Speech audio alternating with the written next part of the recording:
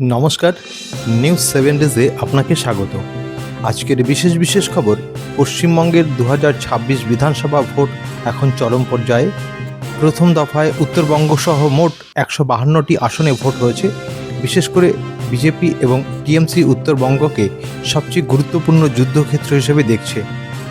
Voter তালিকায় বড় পরিবর্তন, প্রায় 89 লক্ষ নাম বাদ হওয়ার ফলাফলে প্রভাব পড়তে পারে। কেন্দ্রীয় নেতারা দাবি করছেন বিজেপির ফল ভালো করতে পারে, কিন্তু বিশ্লেষকরা বলছেন লড়াই খুব জোরালো হবে। স্বরাষ্ট্রমন্ত্রী অমিত শাহ আশাবাদী 152টির মধ্যে 110টি সিট পেতে চলেছে বিজেপি। আমার পরিবারের সদস্য, ওর শরীরে হিন্দু রক্ত বইছে। ফিরহাদ হাকিমকে নিয়ে চাঞ্চল্যকর মন্তব্য করলেন মমতা ব্যানার্জি। শুক্রবার ফিরহাদ হাকিমের সমর্থনে মমতা ব্যানার্জি এক জনসভায় গিয়ে এই মন্তব্য করে বসলেন। দ্বিতীয় দফা ভোটের আগে 96 ঘন্টা মদের দোকান বন্ধ থাকবে। সুরাপ্রেমীরা চিন্তায় পড়ে গেছেন। বাইক বন্ধের সিদ্ধান্তের পরিবর্তন হলো, যেটা আগে 48 ঘন্টা আগে থেকে বন্ধ হওয়ার কথা ছিল।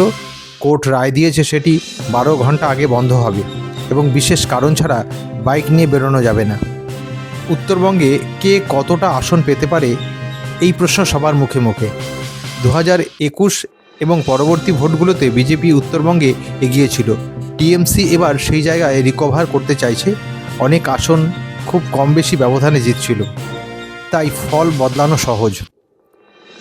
সম্ভাব্য আসন পূর্বাভাস অনুযায়ী এবং সাধারণ মানুষের ওপিনিয়ন পোল মিলিয়ে 152টির মধ্যে প্রায় 110টি পেতে চলেছে বিজেপি। টিএমসি বলছে 120 থেকে 125টি আসন পেতে পারে। নিরপেক্ষ ধারণা ও বিশ্লেষণ অনুযায়ী অনেক রিপোর্টে বলছে লড়াইটা খুব কাছাকাছি। প্রায় 80টির মতো আসনে কড়া প্রতিদ্বন্দ্বিতা হতে পারে। কিছু আন্তর্জাতিক অনুমানে বিজেপি একটু এগিয়ে, কিন্তু ব্যবধান খুব কম। মনে রাখবেন, এগুলি নিশ্চিত ফল নয়, শুধু সম্ভাব্য অনুমান। বিজেপির প্লাস পয়েন্ট আগের শক্ত ঘাঁটি ও হিন্দুত্ব এবং জাতীয়তা ইস্যু। টিএমসির প্লাস পয়েন্ট স্থানীয় সংগঠন ও সরকারি প্রকল্পের সুবিধা। সহজভাবে বলা গেলে উত্তরবঙ্গে বিজেপির শক্ত ঘাঁটি, কিন্তু এবার টাইট ফাইট। শেষ কথা, এখনও পুরো ভোট শেষ হয়নি এবং ফল প্রকাশ হবে 4 মে 2026। তাই একদম নিশ্চিন্তে কিছু বলা যাচ্ছে না। শেষ পর্যন্ত কি দাঁড়ায় সেটা দেখা যাক। প্রথম দফায় ভোট পড়েছে 92%। এটা একটা বিরাট রেকর্ড। এই বেশি ভোট পড়া নিয়ে রাজনৈতিক দলগুলির মধ্যে চাপা উত্তেজনা রয়েছে। কারা লাভ পাবে সেটা এখন বড় প্রশ্ন। মুর্শিদাবাদ সহ কয়েকটি জায়গায় সংঘর্ষ হয়েছে বিভিন্ন দলের কর্মীদের মধ্যে। নির্বাচন যত এগোচ্ছে ততই কিছু না কিছু উত্তেজনা বাড়ছে। সামগ্রিক পরিস্থিতি অনুযায়ী রাজ্যে এখন মূল ফোকাস নির্বাচন প্লাস ভোটের হিসাব। সঙ্গে রয়েছে কিছু অশান্তি, প্রশাসনিক কড়াকড়ি আর সাধারণ মানুষের জন্য ট্রেন, শিক্ষা ইত্যাদি দৈনন্দিন খবরও গুরুত্বপূর্ণ হয়ে উঠেছে।